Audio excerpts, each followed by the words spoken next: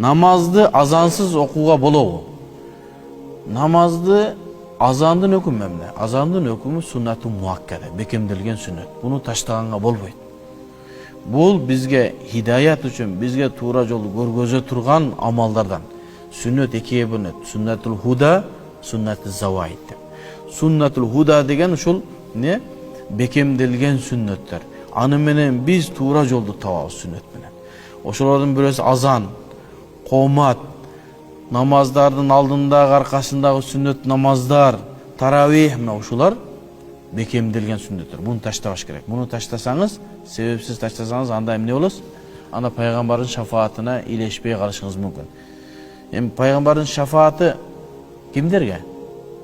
Күнөөкөр инсандарга.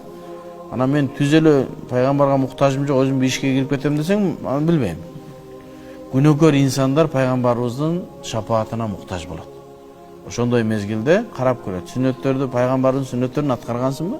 Аткарсаң, ошо сүннөткө. Эми суннаты заваид деген маселелер бар.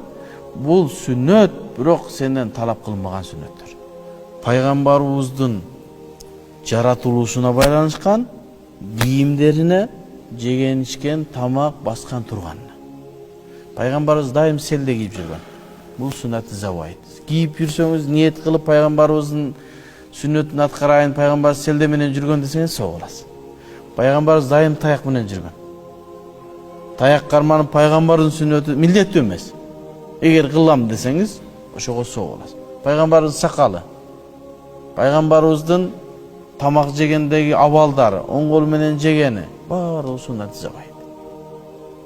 Эгерде ушуларды аткарсаңыз, соо боласыз ниетиңизге жараша. Кылбасаңыз талап кылынбашы, эмне таяк көтөрбөй жүрөсүң дебейсиз. А пайгамбарыбыздын ар бир кылганы сүннөт го. Бирок ошо сүннөт экиге бөлүнөт. Бизди туура жолго баштап, акыйкатты билүүбүз үчүн коюлган сүннөттөр, анан жөнөкөй пайгамбарыбызга байланыштуу, пайгамбарыбыздын амалдарына байланыштуу сүннөттөр. Ал эми азан бул бекемделген пайгамбарыбыздын сүннөттөр. Ошого бир шаарда, бир айылда адамдар азан айтпай койсо, хаким буйрук берет, айткыла.